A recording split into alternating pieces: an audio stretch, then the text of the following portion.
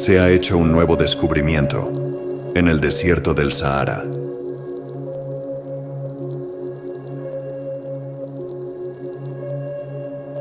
El río corre infectado con el hedor de la muerte.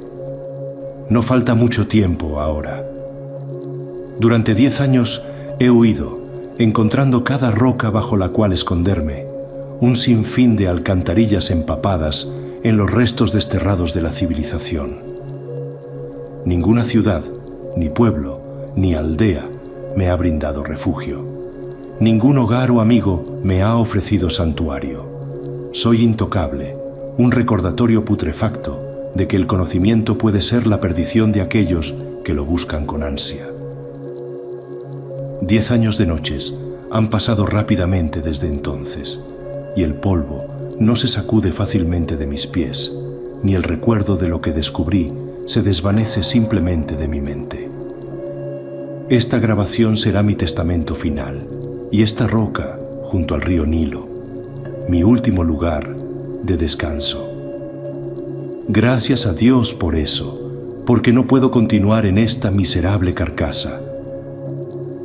A aquellos que están escuchando, presten atención a mi historia. Olviden las reliquias del pasado, porque seguramente están malditos por cosas mucho más viles de lo que la mente moderna puede jamás comprender. Debo hablar rápido, porque el sol está bajo en el cielo, y pronto mi perseguidor estará sobre mí. Mi nombre es Dr. Samuel Russell, y si estás escuchando esto, deja que mi relato sea una advertencia para los curiosos. Cuando todo esto comenzó, yo era un tipo ambicioso. Como arqueólogo, soñaba con el día en que haría un descubrimiento que sacudiría la tierra, uno que me llevaría a la fama, una mención en los libros de historia, quizás incluso un párrafo o un volumen completo, un nombre que no sería olvidado, al menos. Este era mi deseo, mi pasión, encontrar un fragmento del pasado de la humanidad que reescribiría un capítulo de nuestra historia como civilización. A la edad de 32 años, estaba convencido de que había encontrado justamente eso. El público no se da cuenta de que muchos avances arqueológicos se han logrado décadas después de su descubrimiento inicial. Tantas excavaciones, tantas ruinas desenterradas, tantos huesos desenterrados, demasiados, de hecho. Más a menudo de lo que se cree, estos relictos permanecen almacenados en cajas y cajones en las entrañas de institutos académicos y museos, esperando ser catalogados y comprendidos por futuras generaciones. En algunos casos, esto puede llevar años, y en el caso de mi descubrimiento, la vieja caja polvorienta que contenía la promesa contaminada de fama y fortuna había sido dejada a descomponerse durante más de un siglo en la oscuridad.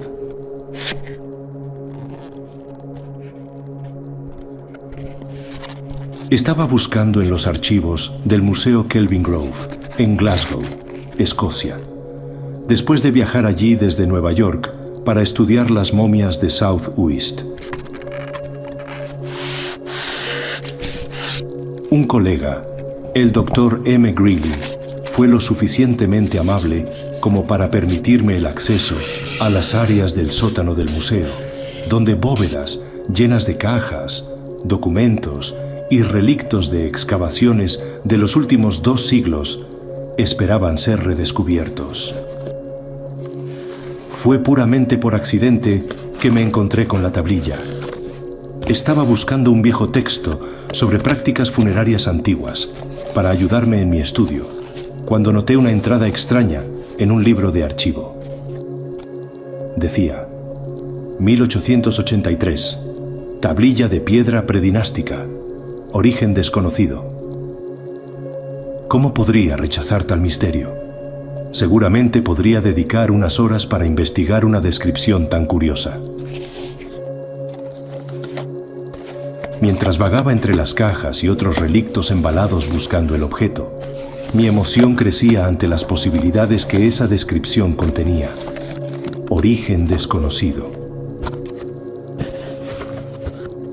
Después de todo, era una tarea relativamente fácil para un experto identificar tales cosas, el lenguaje o los jeroglíficos utilizados, de dónde se extrajo el material, etc. Después de mucho vagar por el laberinto de contenedores débilmente iluminados, estuches y estantes de libros, finalmente lo encontré. La caja de madera tenía varios sellos de viaje viejos y desgastados en su costado que decían Al-Fayyum, El Cairo, Boston, Viena, Londres, Glasgow. Sin duda había recorrido muchos lugares, probablemente pasando de experto en experto mientras se rascaban la cabeza tratando de identificarlo. La caja estaba clavada y mientras me preparaba para abrirla con una palanca, fue en ese momento que lo noté por primera vez. Una sensación que crecería con el tiempo, convirtiéndose en un compañero constante e indeseado a lo largo de estos últimos años. Miedo y presentimiento, un frío recorriendo mi columna vertebral y la sangre drenándose de mi rostro. No era inusual sentirse incómodo en un sótano tan aislado y silencioso, pero había algo extraño en la experiencia. Una falta de aliento momentánea, como si me estuviera asfixiando bajo la tierra, con el sabor de la arena en la boca. La sensación incómoda pasó, y mi entusiasmo por un nuevo descubrimiento pronto apaciguó esos pensamientos. Hundiendo el extremo afilado de la palanca debajo de la tapa de la caja y con algo de esfuerzo, finalmente cedió, ofreciéndome sus secretos. Envuelta en tela, la tablilla de piedra yacía allí, cadavérica y solemne. Su apariencia me sorprendió de inmediato. Había encontrado otras tablillas egipcias antes, pero esta era única, más antigua, cortada de manera peculiarmente desordenada. Sus bordes grisáceos estaban agrietados y desmoronados como ceniza.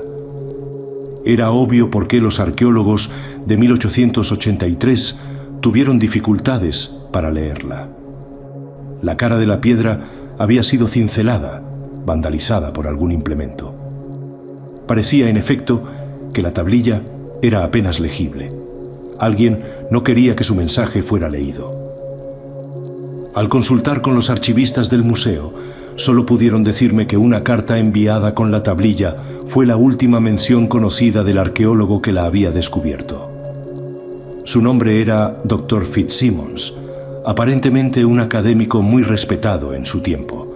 Los relatos eran borrosos, incompletos, pero parecía que el Dr. Fitzsimmons había descubierto la tablilla en algún lugar del desierto del Sahara en Egipto antes de enfermar gravemente.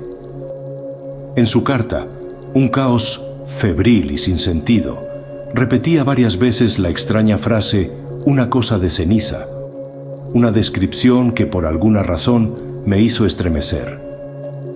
Estaba claro que el Dr. Fitzsimmons había sido atacado por una terrible enfermedad poco después de su descubrimiento, una que lo dejó delirante, y su desaparición probablemente fue el resultado de su muerte prematura en un país extranjero. Con un poco de persuasión, mi amigo en el museo pudo conseguirme la tablilla para que pudiera estudiarla más de cerca. De hecho, la mayoría de los otros académicos del museo parecían relativamente desinteresados en una inscripción ilegible del pasado. Para ellos, el mensaje estaba perdido para siempre, pero no estaba perdido para mí. Me fascinaba, ocupando cada uno de mis pensamientos, casi hasta el punto de la obsesión. Me fijé continuamente en el mensaje que había sido borrado de la tablilla. ¿Qué podría habernos dicho sobre el pasado? ¿Y por qué fue considerado lo suficientemente ofensivo como para ser eliminado deliberadamente? Algo que claramente habría requerido tiempo y esfuerzo. Desde entonces, mis días se llenaron con el estudio de la tablilla lo mejor que pude. Y por la noche no pensaba en otra cosa. Soñaba con las arenas del desierto del Sahara y qué secretos yacían cubiertos por los granos del tiempo. Fue entonces cuando se me ocurrió una idea. Sabía que se habían utilizado varios métodos de escaneo recientes para descifrar mensajes, inscripciones y detalles de textos antiguos y cerámicas, palabras e imágenes que, a simple vista, parecían ilegibles, y sin embargo, podían mejorarse a través de técnicas de imagen modernas. Me pregunté si se podría aplicar un enfoque similar con la tablilla. Tal vez quedaba suficiente información dentro de la piedra, sutiles depresiones y marcas que revelarían el mensaje oculto debajo. En 1883, los arqueólogos no podrían haber concebido las herramientas de investigación disponibles para sus homólogos del siglo XXI. Era una posibilidad remota, pero después de unos meses y una cantidad considerable de dinero, pude obtener nuevos datos de la tablilla. Afortunadamente, había estado trabajando solo con el equipo que había adquirido, y me perdonarás por no mencionar los métodos que utilicé o los detalles exactos que descubrí. Simplemente, no puedo correr el riesgo de que alguna otra alma desafortunada use esta información para buscar la verdad y se encuentre en la misma horrible situación en la que estoy yo. Lo que puedo decirte es que la inscripción hablaba de una tumba que databa de antes de la fundación de las grandes dinastías egipcias.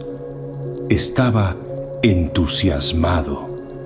Existía la posibilidad muy real de que las imágenes que contemplaba fueran los ejemplos más antiguos conocidos de escritura egipcia.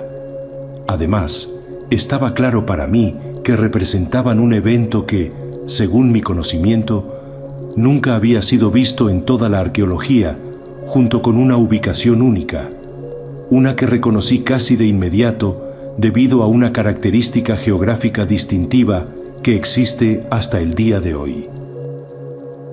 Al pie de una cadena montañosa en la parte egipcia del desierto del Sahara, la tumba se encontraba cerca, alineada con el ascenso y descenso del sol, y una constelación arriba. Quienquiera que hubiera tallado la tablilla estaba hablando desde el pasado para decirme dónde se podía encontrar algo importante. En cuanto al evento representado, gran parte de su historia permanecía demasiado dañada para contarse.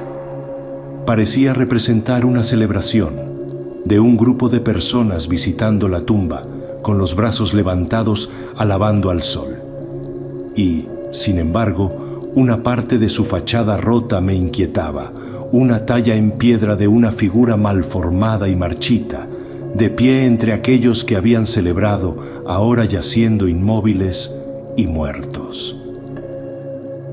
Estaba seguro de que esto era una metáfora de algún tipo de plaga, que debió haber matado a muchas personas para ser registrada en una tablilla. No queriendo compartir mi descubrimiento con la comunidad académica en general todavía, por temor a que alguien con más influencia buscara reclamar lo que sea que estuviera dentro de la tumba para sí mismo, devolví la tablilla al museo y guardé las imágenes registradas para mí, informando a los del museo, incluso a mi amigo, que no había logrado descubrir nada de interés. El ego fue, de hecho, mi primer pecado, pero ciertamente no sería el último. No pasó mucho tiempo antes de que me dirigiera al desierto egipcio, al lugar donde yacía la tumba, la fuente de todo lo que me ha sucedido desde entonces. Por supuesto, encontrarla fue difícil. De hecho, me llevó más de 9 meses de estudios geofísicos y excavaciones fallidas, pero, por Dios, eventualmente la encontré. Al pie de la ladera de la montaña, cubierta por su sombra, vi rápidamente la prueba que necesitaba. Había contratado a 4 estudiantes egipcios de arqueología ansiosos por hacerse un nombre y, bajo la sugerencia de que, después de tal descubrimiento, podrían trabajar en cualquier parte del mundo, estaban más que felices de mantener la expedición en secreto. De hecho, no teníamos permiso oficial para excavar allí en primer lugar, pero aposté a que el descubrimiento de una parte antigua de la historia egipcia superaría cualquier castigo, y para entonces mi nombre ya estaría camino a los libros de historia, que era lo único que importaba. Pronto encontramos nuestra primera reliquia bajo la arena de la tierra del Sahara. Pero no era una pieza antigua de piedra o cerámica como esperábamos, sino una herramienta de excavación, sin duda alguna del siglo XIX. A medida que cavábamos más, encontramos más objetos: palas, paletas y luego bolsas, suministros viejos, toda clase de provisiones. Aunque el desierto era perfectamente capaz de cubrir cualquier cosa con vastas cantidades de arena, a medida que continuábamos cavando, esa horrible sensación de temor que había experimentado la primera vez que vi la tablilla comenzó a invadirme nuevamente al pensar en lo que esto podría significar. Sospechaba que el área había sido rellenada deliberadamente por alguien, cubriendo lo que sea que yaciera debajo, tanto reliquias de la arqueología del siglo XIX como objetos del amanecer de la historia. No cabía duda en mi mente de que las pertenencias provenían de la excavación del Dr. Fitzsimmons, ya que desenterramos una vieja caja vacía con la fecha de 1883. Parecía probable que él hubiera encontrado la tablilla en otro lugar, y como yo, siguió sus instrucciones hasta la tumba desconocida. Pero, ¿por qué había dejado su equipo para ser enterrado por la arena? Peor aún, ¿por qué habría enterrado tal descubrimiento? ¿Qué había que temer bajo la superficie del desierto?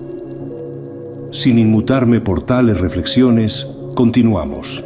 Durante 3 días cavamos más profundo, y por la noche, mientras el frío y seco viento del desierto soplaba a través de nuestro campamento, dormí poco.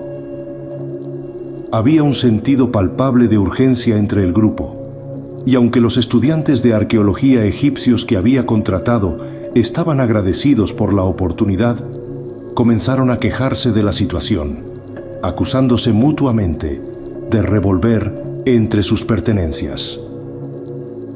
Uno de los estudiantes, un hombre llamado Harkin, incluso afirmó haberse despertado justo cuando la figura de un intruso abandonaba su tienda huyendo en la noche.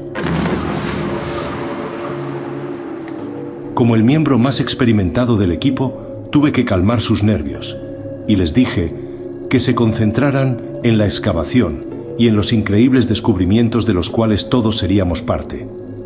Pero esto pareció actuar solo, como un catalizador para las tensiones, y para el 4.º día, mientras cavábamos, cada miembro permaneció en silencio, mirándose con recelo. El silencio finalmente se rompió más tarde ese día con un grito de celebración de Harkin. Rascando la arena, cada uno de nosotros trabajaba furiosamente, cavando, desplazando cubos de granos dorados lejos del foco de nuestros esfuerzos. Y allí, finalmente estaba. La entrada de piedra sellada de una tumba de origen desconocido, un descubrimiento completamente nuevo en el ámbito de la arqueología. Bueno, excepto para el pobre Fitzsimmons, pero estaba seguro de que honraría su memoria en cualquier artículo que publicara sobre el tema.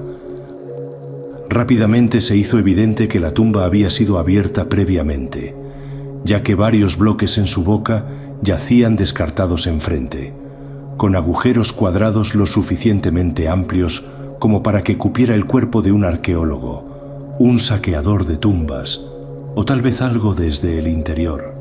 Un pensamiento peculiar, pero, sin embargo, uno que me atrapó por un momento antes de pasar. A medida que el sol se apagaba en el cielo, empaqué mi morral con una grabadora de voz, una linterna dinamo y una cámara para documentar cualquier hallazgo inmediato, y di órdenes de que los demás colocaran lámparas alimentadas por batería y permanecieran afuera en contacto por radio. en parte para asegurarme de que se perturbara lo menos posible el interior, y en parte porque deseaba ser el primero de nuestro grupo en ver lo que contenía la tumba.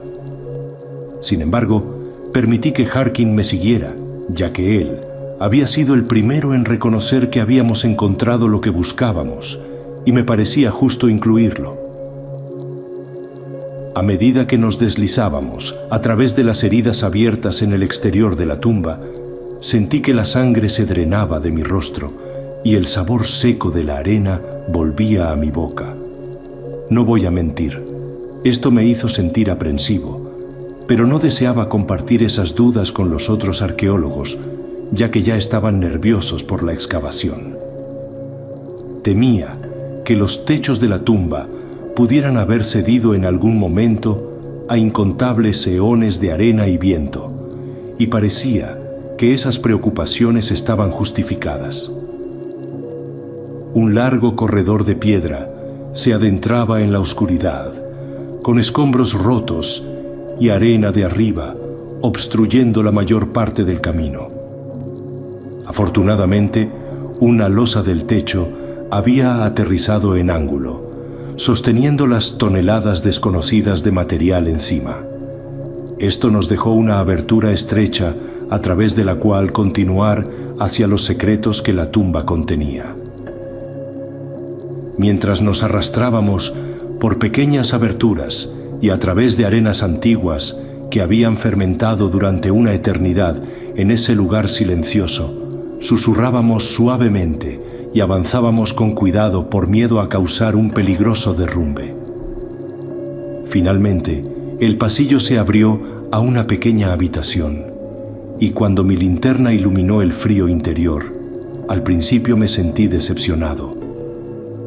La tumba parecía contener solo una cámara, pero rápidamente esta decepción se transformó en una emoción absoluta. Aunque la habitación estaba en mal estado, algo maravilloso yacía en el corazón de la ruina.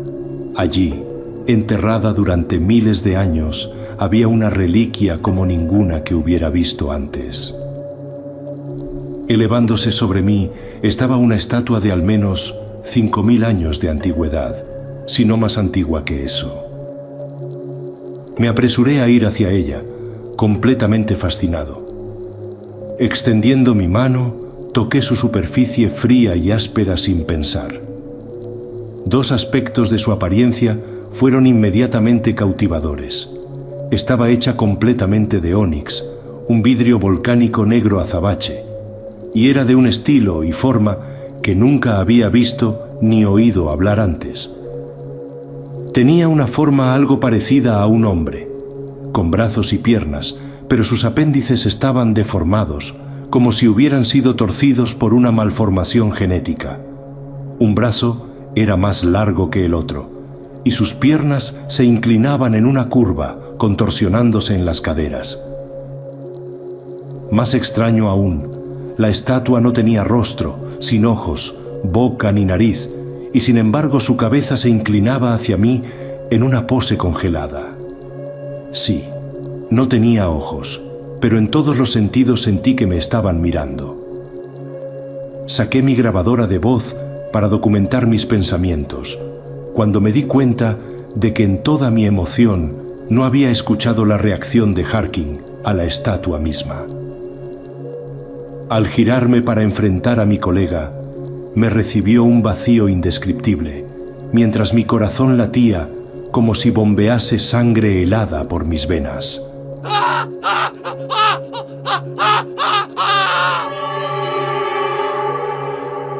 Harkin gritó y retrocedió, cayendo al suelo.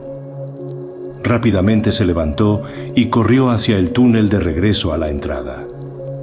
Al principio pensé que simplemente se había asustado por la extraña estatua, pero no, la horrible verdad era mucho peor que eso. No estábamos solos en esa habitación, ni lo habíamos estado. Algo antiguo había estado observando. Desde detrás de mí no escuché nada más que el sonido de la arena moviéndose con propósito. Al girarme, solo vislumbré lo que estaba allí, incierto pero definitivo en su existencia, casi humano, una cosa que carecía de sustancia.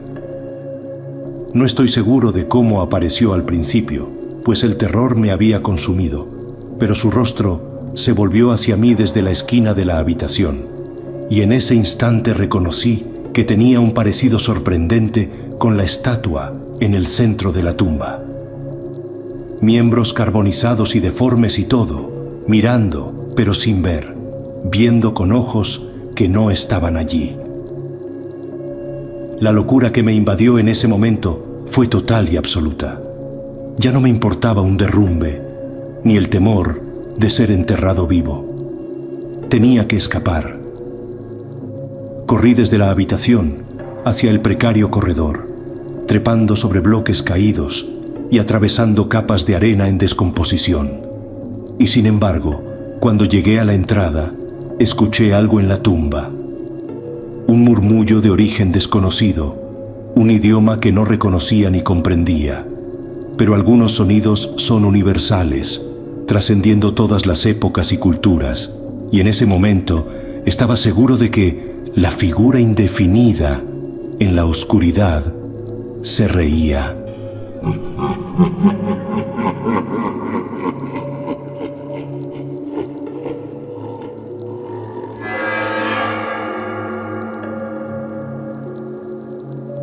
Cuando me acerqué al exterior, encontré al resto del grupo intentando consolar a Harkin en su delirio.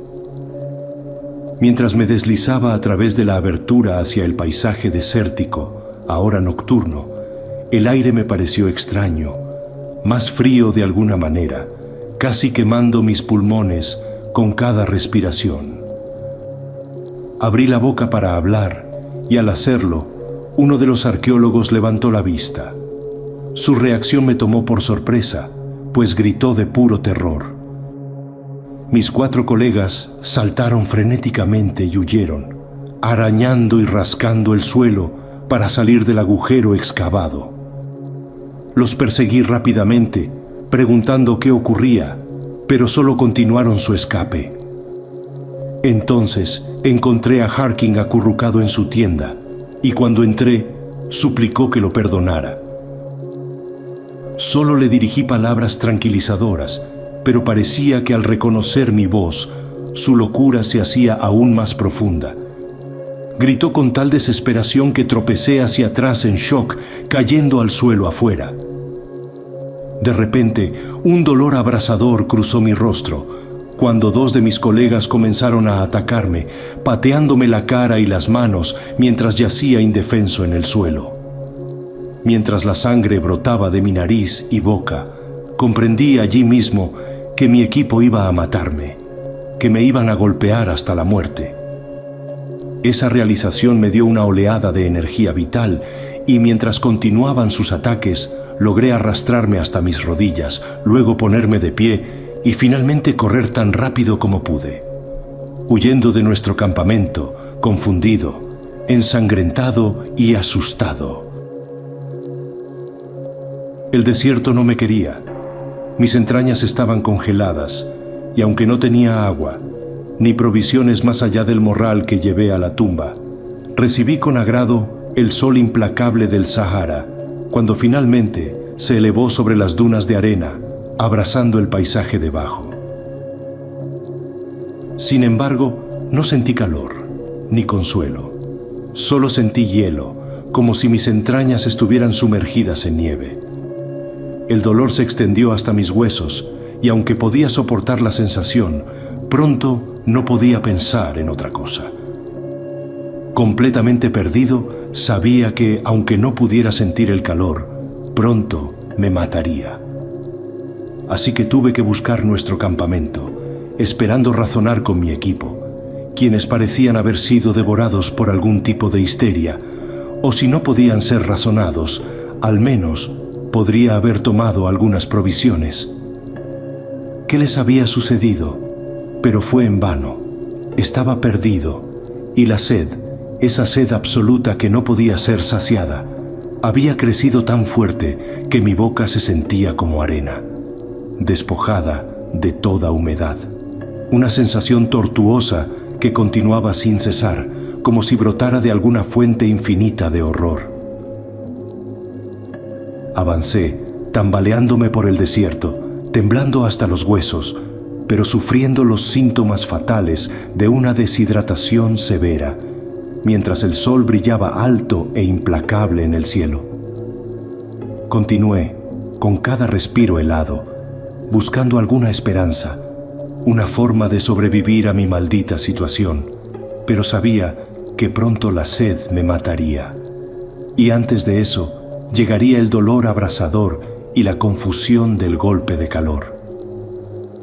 Nunca me he considerado una persona particularmente afortunada, pero fue en ese momento cuando la suerte quizás intentó sonreírme, pues al descender por una empinada duna de arena, vi ante mí una larga y delgada grieta en el suelo del desierto, un barranco de algún tipo, y a 30 o 40 metros debajo, un pequeño estanque subterráneo de agua clara se encontraba como un oasis en la sombra. En mi estado debilitado, sabía que corría el riesgo de caer y morir, pero tenía que intentar el descenso, o de lo contrario, la sed me mataría. Con cada movimiento de mi pierna y el apretado agarre de mis manos, me deslicé por la grieta en la roca hacia el agua debajo. Pero a pesar de mi cautela, un fragmento de piedra al que me aferraba se desprendió y caí a lo que debería haber sido mi muerte. Todo lo que recuerdo es golpearme el codo y arrastrar mi cara contra la pared opuesta de la roca antes de estrellarme bruscamente contra el suelo de piedra. No sé cuánto tiempo estuve inconsciente, pero el sol ya no estaba alto en el cielo y la noche se acercaba. La sed continuaba, al igual que el frío interior, y mi garganta se sentía tan seca como la arena que rodeaba todo. Cerca de mí podía ver el estanque que podría salvarme, y finalmente logré ponerme de pie anticipando un trago calmante de agua clara. Pero tan pronto como di un paso hacia el estanque, vi como el líquido comenzaba a cambiar, pasando de su saludable transparencia a una masa negra.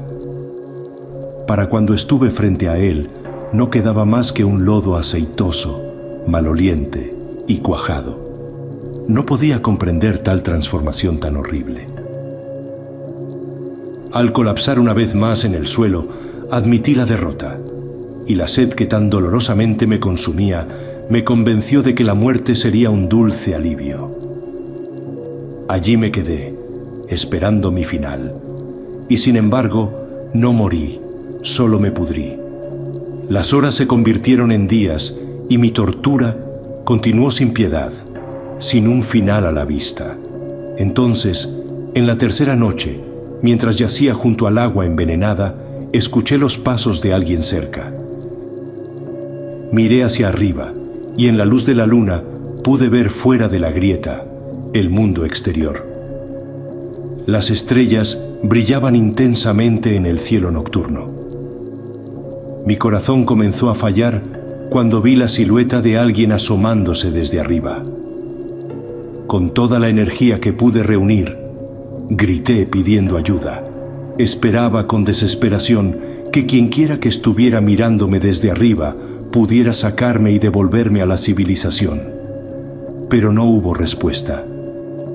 En cambio, la figura simplemente me observó y luego, sin hacer un solo sonido, comenzó a descender lentamente hacia mí. Allí yacía, y mientras observaba la figura trepar por la pared rocosa, comencé a temer cada uno de sus movimientos. ¿Cómo desearía haber permanecido en silencio y haber dejado que el transeúnte nocturno hubiera continuado su camino más allá del barranco? Pero no, había gritado. Fingir estar muerto era inútil para mí. La espalda de la figura se arqueaba y convulsionaba a la luz de la luna, y a medida que se acercaba al fondo del pozo, pude ver que sus brazos eran de longitudes diferentes y que sus movimientos eran deformes. Casi humano, Casi, pero no del todo. Finalmente, alcanzó el pie de su descenso y se movió rápidamente hacia mí. Primero sobre 2 piernas torpemente, luego sobre 4, más rápido, más veloz, sus omóplatos contorsionándose y deformándose con cada movimiento. Solté un grito, no de ayuda, porque nadie podría salvarme de cualquier maldad que hubiera perturbado en esa tumba, sino más bien un grito de pavor, intenso y completo. A medida que se acercaba, sentí que el frío dentro de mí crecía, un escalofrío profundo en mis huesos, doloroso al principio, y luego agónico. A solo unos metros, la cosa de la tumba se alzó sobre sus pies, y por alguna razón, de todo lo que me perturbaba, un aspecto de su ser provocó el mayor terror. De todos sus movimientos, su escalada por la pared rocosa, su avance agazapado y torcido, no había indicio de respiración en su forma, y sin respiración, seguramente no puede haber vida. Un rayo de luz de luna atrapó el costado de su cabeza, carbón, desmoronado, sin rasgos, una oscuridad de la tierra, algo más antiguo y putrefacto que incluso el corazón de la humanidad. Algo de ceniza, como lo había descrito el Dr. Fitzsimmons en su carta. Una advertencia que no pudo protegerme en esa garganta cavernosa del desierto del Sahara, pero cómo deseé haberla escuchado. Extendiendo sus dedos polvorientos, la criatura colocó su mano en mi pecho. El hielo recorrió mi corazón, atravesando mi cuerpo. Convulsioné, y con una última pizca de fuerza, instintivamente me giré de lado y caí en el podrido charco de líquido que alguna vez fue agua. Me hundí profundamente en lo desconocido. La espesa sopa de lodo viscoso y rancio me arrastró hacia el abismo. Pataleé, moví mis piernas y agité mis brazos tan fuerte como pude, intentando en vano nadar. Sin embargo, cada movimiento frenético solo me arrastraba más hacia la oscuridad. El lodo tocó y se adhirió a mis ojos abiertos, cubriendo mi visión en una ausencia de luz. Contuve la respiración y continué luchando contra mi descenso en la sustancia similar al alquitrán, pero era demasiado. No pude aguantar más. Finalmente, inhalé profundamente, involuntariamente. El espeso cieno se deslizó por mi garganta, llenando mis pulmones y asfixiándome. Mis ojos se sentían hinchados, y el dolor que acompañaba en mi pecho me hizo sentir como si estuviera siendo aplastado desde dentro. Mientras el dolor continuaba, me rendí, exhausto. Dejé de luchar y esperé la muerte. Y sin embargo, no morí, no me ahogué, simplemente permanecí. Me quedé en este mundo, en el fondo de ese pozo de líquido podrido.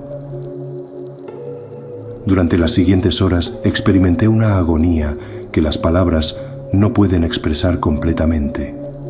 Me estaba ahogando, continuamente ahogando, pero no moría. Si hubiera podido suicidarme, lo habría hecho. Tal era la angustia que experimentaba. Pero pronto me di cuenta de que, por alguna razón, el mundo no me dejaría ir. Para escapar del dolor, me moví de lado a lado y eventualmente encontré la pared del pozo con mi mano. Luchando contra el peso del líquido espeso sobre mí, me arrastré hacia arriba centímetro a centímetro. Todo el tiempo sin aliento, asfixia perpetua. Incluso en medio de tal dolor, sabía que simplemente estaba escalando hacia mi muerte y hacia esa figura cenicienta arriba. Pero cualquier alternativa al ahogamiento, pero sin morir, era una situación mucho más deseable que la que enfrentaba en ese momento. Finalmente, después de muchas horas, sentí el aire con mi mano y con un último esfuerzo agotador me arrastré fuera y me tumbé en el suelo del barranco. El líquido negro permaneció en mis pulmones al principio, pero mientras vomitaba, la asquerosa mugre fue saliendo lentamente expulsada por mi boca. Raspando el lodo de mis ojos, miré alrededor y me sorprendí al ver que estaba solo, el sol brillando a través de la grieta arriba. Supuse que la cosa de la tumba me había dado por muerto y me dejó en paz, espero que para siempre.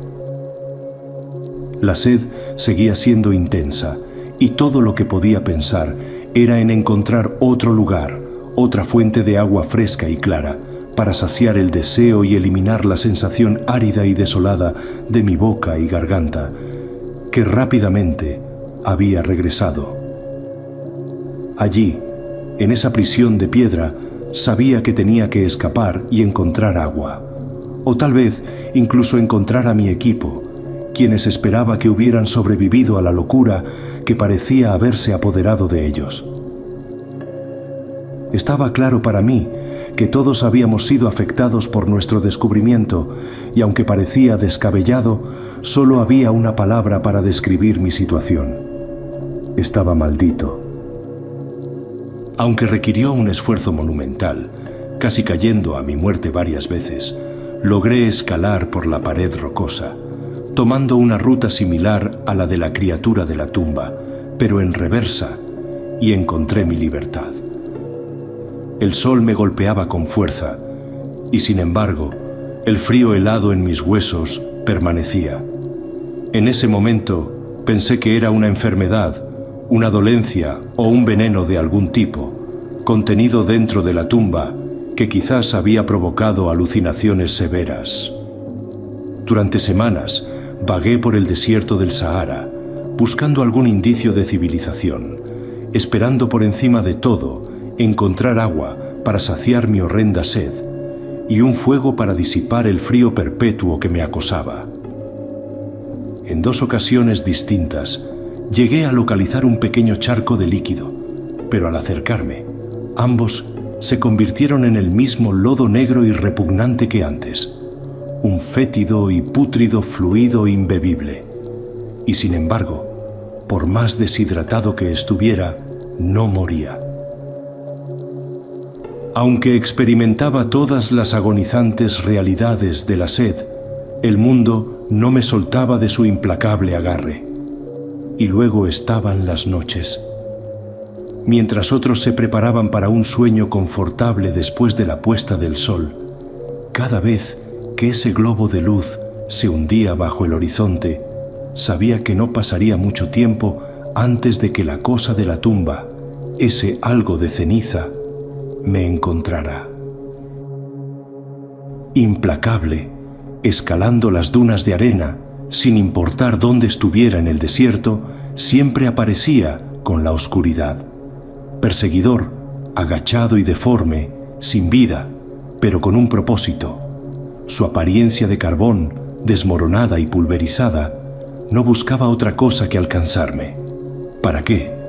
No lo sabía, pero estaba seguro de que sus razones estaban empapadas en una mente antigua e inhumana. Todo lo que podía hacer era correr, y así fue como me convertí en un fugitivo de mi vida anterior, huyendo de un horror antiguo después del atardecer y descansando lo que pudiera durante el día. Finalmente, una noche, mientras una pequeña tormenta de arena arrojaba sus granos sobre el paisaje, y me movía rápidamente por el desierto para asegurarme de que la figura cenicienta no me alcanzara, encontré la civilización, un pequeño pueblo egipcio. Su nombre carecía de significado para mí, pero al verlo lloré, seguro de que él y su gente serían mi salvación. Varias de las casas aún tenían luz brillando a través de sus ventanas, y sin poder contener mi alegría ante la posibilidad de ver a otro ser humano, entré en la primera puerta abierta que encontré, gritando por ayuda. La primera persona que me vio fue un joven, apenas un adolescente, que gritó tanto de miedo como de furia al verme. Rápidamente, otros habitantes del pueblo aparecieron, y su reacción hacia mí fue violenta y brutal. Me golpearon en la parte posterior de la cabeza con una piedra y luego me tambaleé por las calles del pueblo, incapaz de comprender por qué me odiaban tanto. Pronto se formó una turba y quedó claro que mi vida estaba en peligro, como lo había estado antes con el equipo de arqueología. La misma locura, el mismo terror, la misma ira violenta. Me persiguieron, arrojándome piedras y golpeándome con palos y otros objetos malditos. Afortunadamente, logré llegar a las afueras del pueblo, zigzagueando y corriendo entre los callejones y pequeños huecos entre las casas. Pronto, la tormenta de arena me ocultó y la gente del pueblo no me siguió, vitoreando por haberme expulsado. Me detuve un momento, inseguro de si el sabor a grano en mi boca se debía a la tormenta o a mi sed constante y agonizante. Me senté en el refugio de una duna, completamente desolado, y mientras el viento aullaba trayendo consigo la arena, miré hacia la noche y vi la figura deforme de mi perseguidor ceniciento, deambulando por los elementos en mi dirección.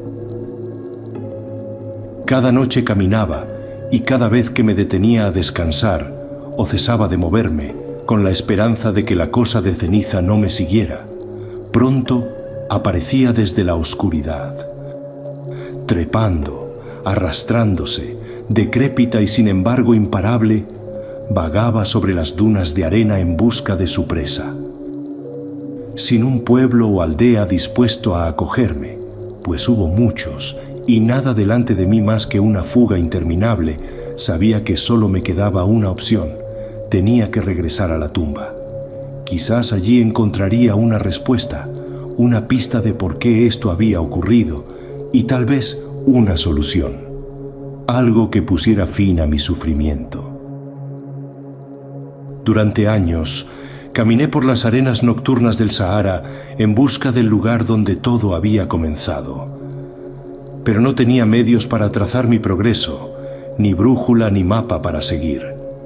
Y sin embargo, finalmente un día vi la cordillera en el horizonte.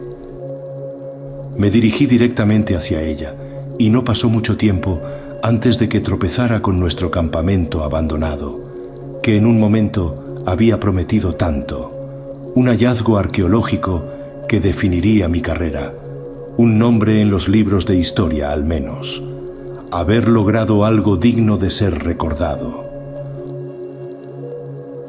Una de las tiendas aún estaba en pie, habiendo resistido notablemente bien el clima sahariano, pero las otras habían sido devoradas por la arena. Estaba claro que ninguno de los arqueólogos de mi equipo había regresado al sitio. No habían pensado en buscarme. Era el doctor Samuel Russell, un desconocido tal que podía simplemente desaparecer sin que a nadie le importara o se preguntara dónde había ido.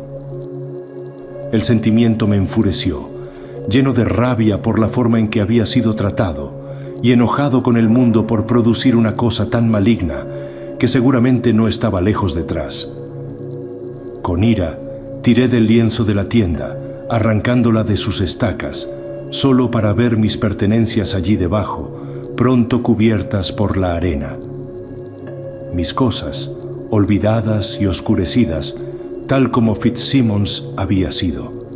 En mi búsqueda de fama, estaba destinado a ser desmemoriado. Bajé hacia la entrada de la tumba, aún decidido a obtener algunas respuestas, y aparté la arena depositada lo suficiente como para deslizarme adentro. Sacando la vieja linterna dinamo de mi ahora desgastada mochila, me deleité al ver que aún funcionaba, y así me adentré por ese pasaje familiar, lleno de escombros, y me escurrí hasta la tumba, ese lugar que atormentaba mis sueños.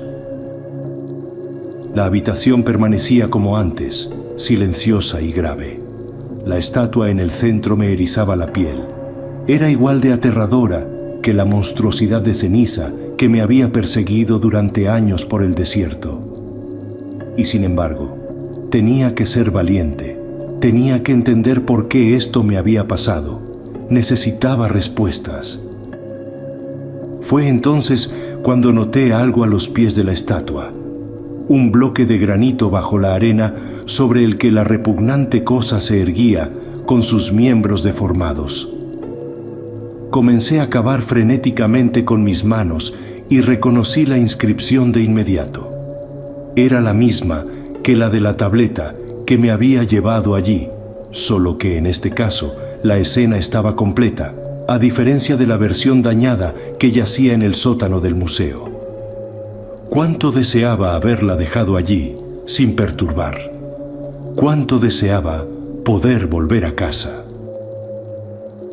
Los grabados en la piedra mostraban a la gente alabando al sol fuera de la tumba, y vi a la cosa de ceniza al final regodeándose en sus muertes. Pero esta tableta no había sido desgastada por las arenas del tiempo, ni rota por el cincel del arqueólogo que la había encontrado. No, esta tableta contaba toda la historia. Parecía que la estatua había sido excavada de una cueva en las montañas cercanas. Esto sugeriría que era mucho más antigua incluso que la civilización egipcia, de origen desconocido, sin duda. La estatua fue luego llevada a un pueblo o ciudad donde extrañas criaturas parecían emanar de ella por la noche. Después de muchas muertes, la estatua fue colocada en una tumba al pie de las montañas donde había sido encontrada. Los que alababan al sol fueron llevados allí para morir, sacrificios que quizás calmarían el relicario. Ese lugar no era una tumba en absoluto, era un hogar, un santuario, para algo horrible y maligno, y los antiguos egipcios esperaban mantenerlo allí, ofreciéndose a él. Y yo, alguien que había escapado de sus garras, estaba maldito para caminar por la tierra indefinidamente, sin agua que me sustentara y sintiendo solo el escalofrío de la muerte, hasta que esa cosa me encontrara y lo acabara todo. Entonces escuché un sonido. Arrastrarse, raspar, gatear. La criatura había regresado a casa y yo estaba en su guarida. A medida que su cuerpo polvoriento se deslizaba y tambaleaba hacia la habitación, me miraba sin ojos ni boca, sin humanidad, mucho más viejo que leyendas y mitos, algo repugnante de la tierra. Pataleaba en la arena a medida que se acercaba a mí, descubriendo lo que yacía debajo, revelando algo más aterrador que cualquier mal que aceche en la noche. Supe entonces por qué siempre tenía frío, pues era el hielo de ese horrible lugar lo que sentía. Y supe desde ese momento en adelante por qué siempre saboreaba arena, mi boca seca como el desierto exterior. Lo supe porque mi cuerpo nunca había salido de esa tumba. Ojos abiertos, boca llena de arena y frío al tacto, el cadáver en descomposición de mí mismo yacía postrado en el suelo de la tumba.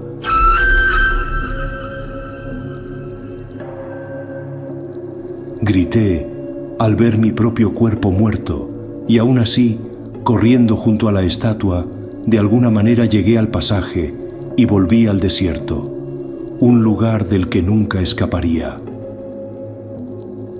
Han pasado 10 años desde que entré por primera vez en ese lugar maldito. No he podido acercarme a otro ser sin que el terror sea su respuesta, ni he tomado un sorbo de agua, ni una bebida refrescante y vivificante, pues cuando estoy cerca, todo lo que da vida pronto se corrompe en una negra y pestilente baba. Y el frío, un escalofrío constante del sepulcro en el que yace, sigue siendo intenso. ¿Cuántos pueblos he visitado por la noche?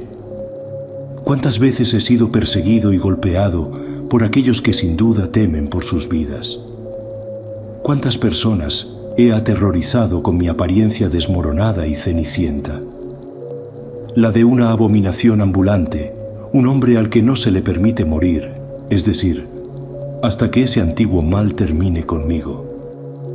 A veces me pregunto si siquiera soy Samuel Russell. He descansado durante el día en las arenas del Sahara, con el sol golpeando, y aún así, mis huesos están tan fríos como un invierno helado. Cada noche, esa figura de ceniza de la tumba viene por mí, y de alguna manera he podido seguir adelante, seguir moviéndome, mantenerme vivo, si se le puede llamar así. No pretendo entenderlo. ¿Cómo puede mi cuerpo yacer muerto en ese antiguo lugar? Y sin embargo, aquí estoy caminando por la tierra. Sospecho que el propósito de la estatua no se cumplió cuando huí. ¿Debía yo también convertirme en una de esas cosas, maldiciendo a quienes entren en mi hogar, persiguiendo y cazando a quienes se vayan, así como yo también he sido cazado? No sé qué me queda por delante, pero me niego a ser como esa cosa allá en el desierto.